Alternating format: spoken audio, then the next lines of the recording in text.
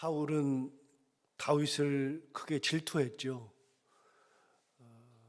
사울이 다윗을 질투한 가장 큰 이유는 여인들이 부른 노래가 결정적이었습니다.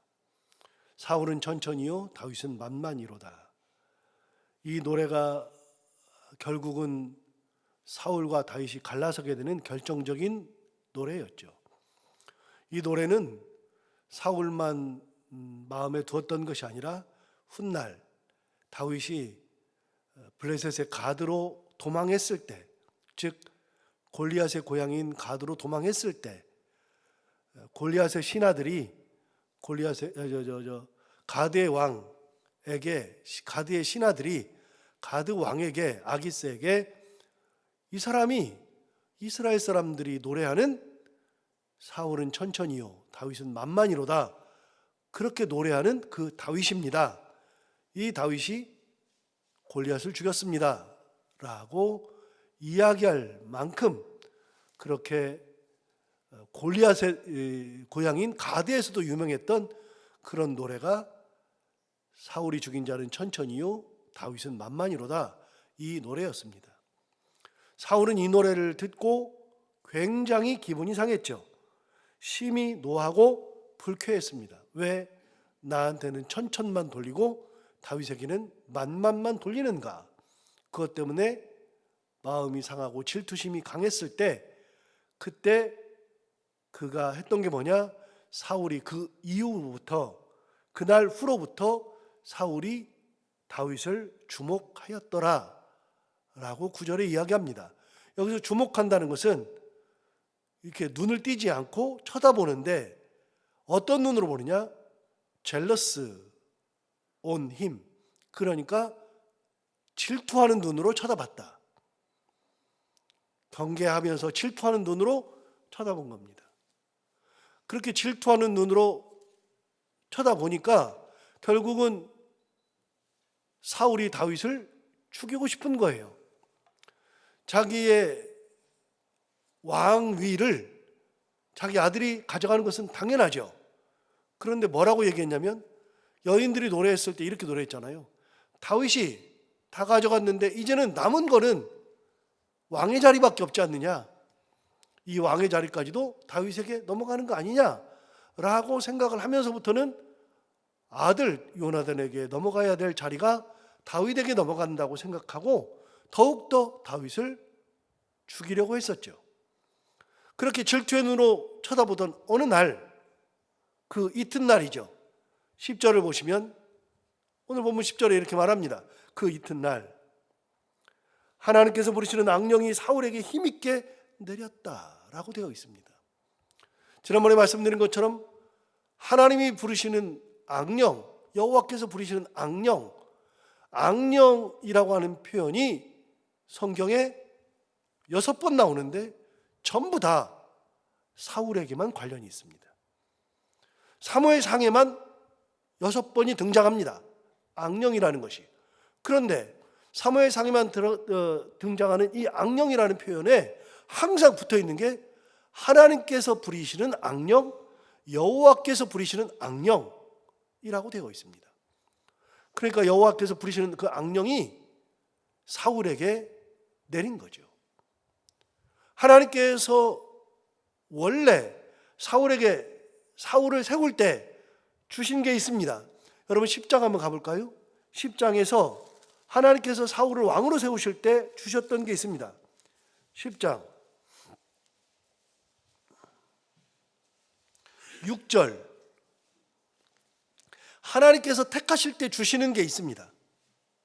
10장 6절에 보시면 내게는 여호와의 영이 크게 임하리니, 사무엘이 예언한 겁니다. 너한테는 하나님의 영이 크게 임할 것이다 라고 되어 있고요. 10장 10절을 보십시오. 10장 10절에도 보시면 그들이 산에 이를 때에 선지자의 무리가 그를 영접하고, 그 다음 뭐라고 되어 있냐면 하나님의 영이 사울에게 크게 임함으로 그가 그들 중에서 예언했다. 그러니까 하나님께서 사람을 세우실 때, 왕으로 세우실 때 하나님의 영을 부어주셨습니다. 하나님의 영이 임한 거죠. 여러분, 다윗도 기름 부음 받을 때 이런 비슷한 이야기가 있습니다. 16장으로 가볼까요? 다윗 16장.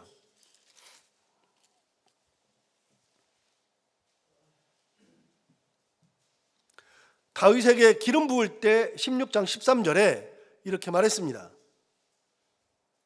16장 13절, 사무엘이 기름 뿔병을 가져다가 그의 형제 중에서 그에게 부었더니 이날 이후로 다윗이 여호와의 영에게 크게 감동되니라.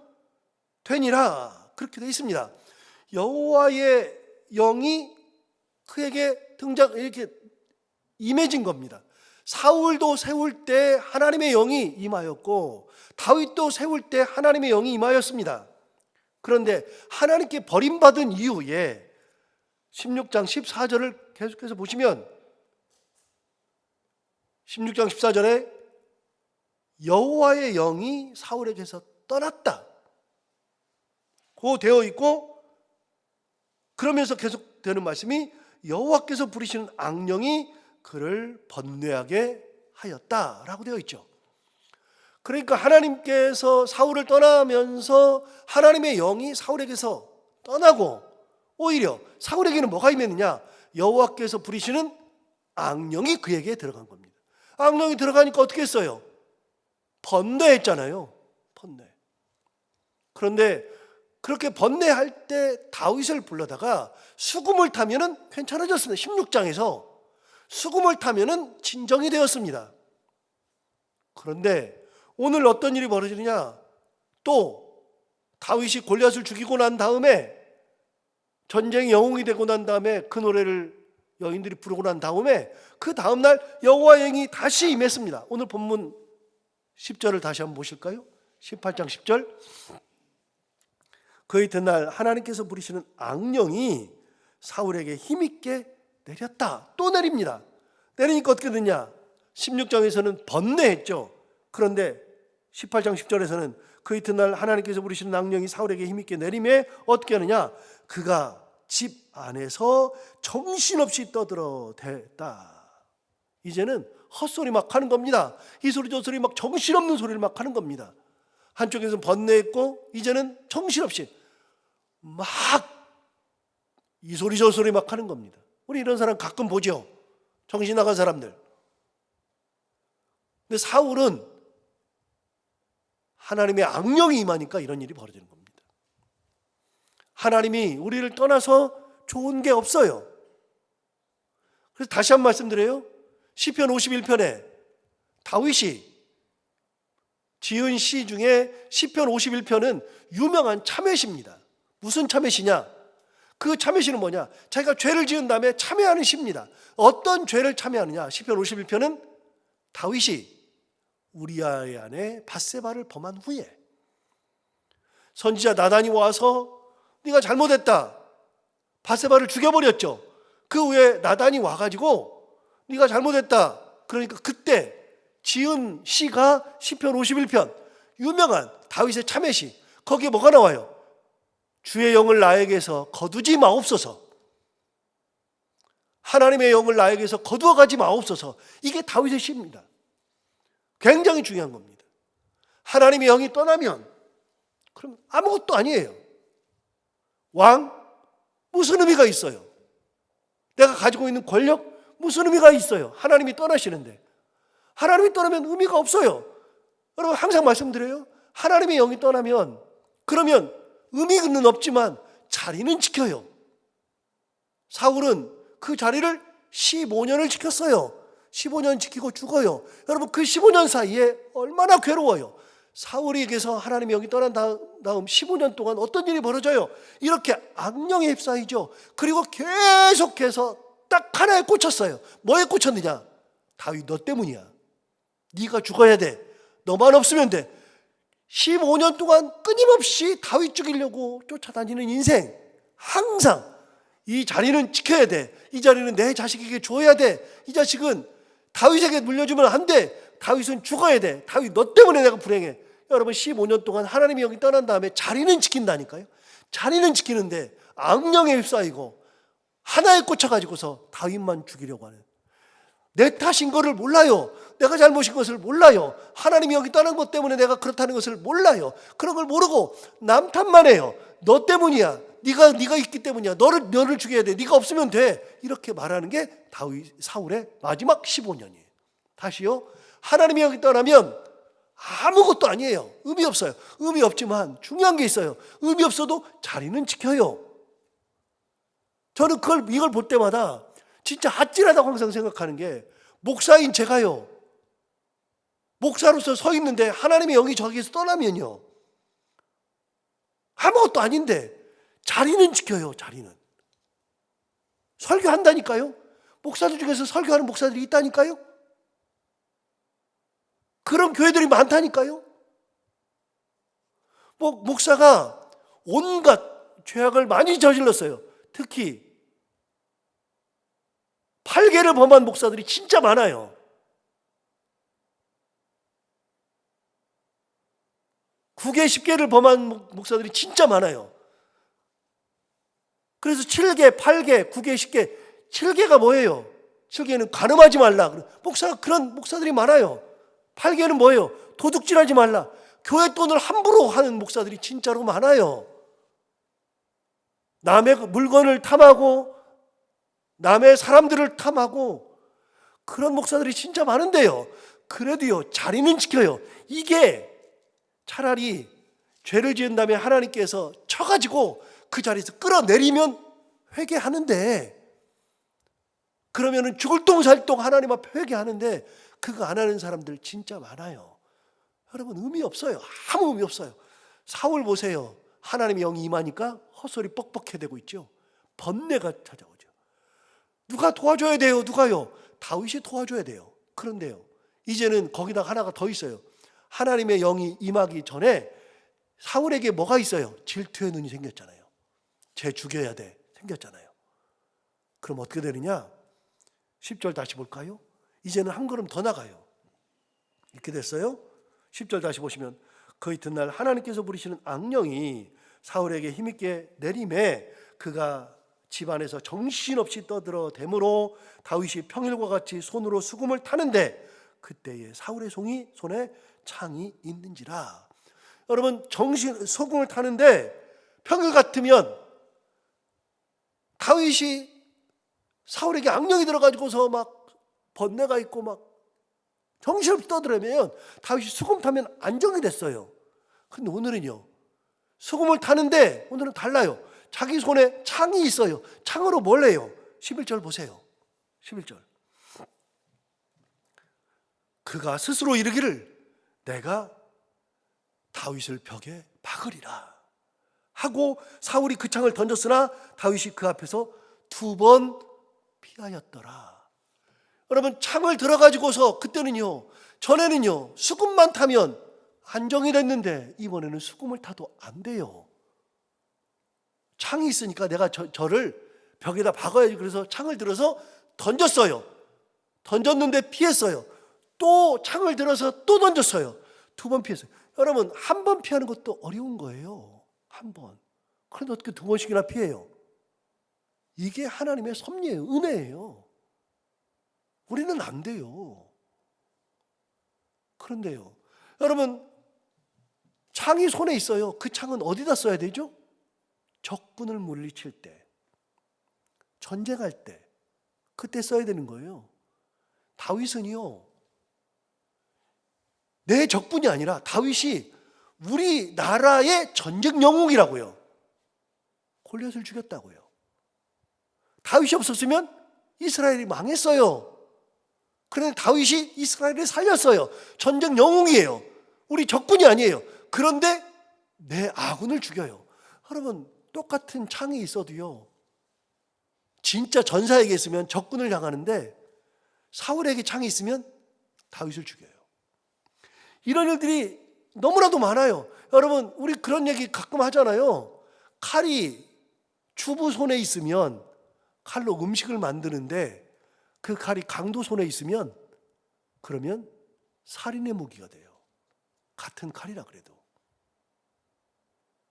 정상적인 사람에게 있으면 사람이 먹고 사는 음식을 만드는데 비정상적인 사람의 손에 가 있으면 그거는 무기가 돼요.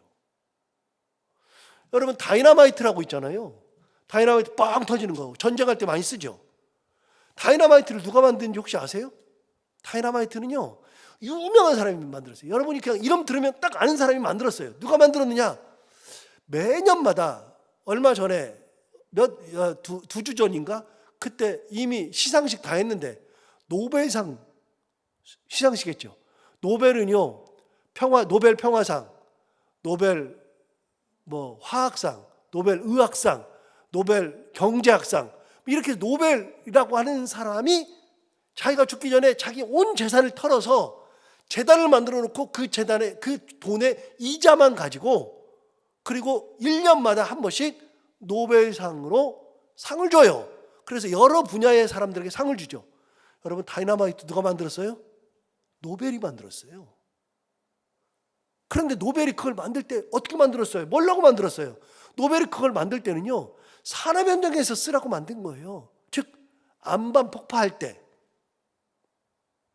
산업 현장에서 큰 건물 무너뜨릴 때, 그래서 산업 현장에서 쓰도록 다이너마이트를 만들었는데 노벨이 그걸 만들어 놓고 땅을 치고 후회했다는 거 아니에요? 왜요? 이걸 만들면 산업 현장에 쓰는 게 아니라 전쟁할 때 쓰겠다. 실제로 다이너마이트는 전쟁에서 쓴다고 우리가 다 알고 있어요. 여러분, 다이너마이트가 산업 현장에서 쓰면은요, 사람이 꽃갱이로 아무리 해봐야 드드드드 해봐야 되지도 않는 큰 안반 같은 거 불 뚫을 때 유용하게 쓰이는 게 다이너마이트지만요, 그게 전쟁하는 사람의 손에 들어가 있으면요, 사람을 죽이는 데 써요. 똑같은 건데요, 같은 건데 누구 손에 달려 있느냐가 달라지는 거예요. 말은요, 얼마나 소중해요. 말은요, 사람을 살려요. 그런데 어떤 사람은요, 말로 사람을 죽여요. 돈은요, 굉장히 중요한 것이어서 돈은요, 사람을 살리기도 하고 이롭게도 하지만 돈은요, 사람을 죽이기도 하고요, 해가 되기도 하는 거예요. 권력은요, 누가 가지고 있느냐에 따라서 달라지는 거예요. 세상은요, 하나가 완전히 좋은 게 없어요. 그거 뒤에는 반드시 뒷면이 있어요. 동전에 앞면과 뒷면이 있듯이 모든 거는 앞과 뒤가 다 있어요. 창은요, 누가 들고 있느냐가 달라지는데요, 사울이 악령 든 사람이 창을 들고 있으니까 사람을 죽이려고 하잖아요. 악령이 되니까. 여러분, 악령이 들면 사람을 죽여요. 하나님의 영이 임하시면요, 수금을 타요. 하나님의 영이 임하시면 사람을 살리고요, 악령이 임하면요, 사람을 죽이려고 그래요. 사울은 답이 없어요. 왜요? 하나님이 떠났거든요. 하나님이 부르시는 악령이 임했거든요. 그러면 답이 없어요. 그래서 우리는 어떤 일이 있어도 다윗의 기도를 기억하셔야 돼요. 자기도 참회시를 지을 때 잘못한 건 알았어요. 딱 아는 순간에 뭐부터 생각나느냐? 주의 영을 내게서 거두지 마옵소서. 이게 다윗의 기도예요. 찬송이에요. 시편 51편. 너무나도 유명한 시예요. 여러분, 오늘 사울의 손에 창이 있으니까 죽이려고 2번 던졌는데 2번 다 살았어요. 어떻게 해요? 하나님의 은혜로 사는 거예요. 자, 12절 보세요. 12절 보시면 또 똑같이 나와요. 아까 16장 14절에 나온 것처럼 똑같이 나와요. 여호와께서 사울을 떠났어요. 여호와께서 사울을 떠나 다윗과 함께 계심으로 사울이 그를 두려워한지라. 여러분, 사울이 다윗이 두려웠어요. 자, 보세요. 왕이고요, 이제 15살 소년이에요. 그런데 지금 65세 노인이 15살짜리 소년, 아무것도 아니에요. 전쟁터에도 못 나가는 소년인데요, 65세 왕이 저 목동인 다윗이 두려웠어요. 이유가 뭐예요? 자기에게서 영이 떠나고 그 영이 다윗과 함께 계시기 때문에 두려운 거예요. 세상에서 제일 두려운 사람은 하나님이 함께 계시는 사람, 하나님의 은혜가 있는 사람. 이런 사람은 이길 수가 없어요. 은혜 있는 사람은 이길 수가 없어요. 절대로 못 이겨요. 그렇게 됐잖아요. 여러분 12절 다시 한번 보세요. 여호와께서 사울을 떠나 다윗과 함께 계심으로 사울이 그를 두려워하였다. 15절 보세요. 사울은 다윗이 크게 지혜롭게 행함을 보고 그를 또 뭐 했어요? 두려워했다. 자, 사울이 다윗을 보고 두려워한다는 게 두 번 나와요. 첫 번째는요, 하나님이 함께 계시는 것을 봤기 때문에 두려운 거예요. 두 번째는요, 하나님이 함께 계셔서 15절에서 다윗이 크게 지혜롭게 행하였어요. 하는 일마다 지혜로워요. 그러니까 사울이 다윗을 두려워했다. 그럼요, 다윗은 도대체 뭐가 잘났어요? 다윗이 한 게 뭐 있어요? 다윗은 하나님의 은혜 가운데 사는 거예요. 다윗은 하나님이 함께 계신 거예요. 다윗은 하나님의 은혜로 하는 일마다 지혜롭게 하는 거예요. 그러니까 다윗이 하는 게 아니에요. 다윗의 삶은 다윗이 하는 게 아니라 하나님의 이끌어 가시는 삶이죠. 하나님이 이끌어 가시니까 그걸 보고 있는데 나는 저걸 할 수가 없어요. 내가 저걸 할 수가 없어. 나는 저렇게 이렇게 지혜롭게 행하지를 못해요. 지혜가 없어요. 해도 나는 이상한 짓만 해. 나는 하는 짓이 뭐예요? 나는 창을 들어서 던지는 것밖에 안 돼. 그런데 다윗은요, 하는 일마다 지혜로운 일만 감당하는 거예요. 가는 이 삶을 보니까요, 하나님의 은혜 가운데 살아요. 하나님이 은혜를 그에게서 거두지 않고 하나님의 영을 부어주시니까, 하나님이 함께 하시니까 그게 두려운 거예요. 다윗은 아무것도 안 했어요. 다윗이 나 하나님과 함께 있어? 안 했어요. 나 하나님과 함께 있어? 잘 봐, 내가 하나님과 함께 있으니까 내가 이렇게 잘해? 그랬어요? 그런 소리도 안 해요. 그저 다윗은 그냥 있어요. 그냥 있는데 사울이 알아봤어요. 하나님과 함께 계셔요. 하나님과 함께 있어요. 하는 일마다 15살짜리 소년이 너무나도 지혜로워요. 그러니까 말이 안 되잖아요. 그러니까 다 두려운 거예요.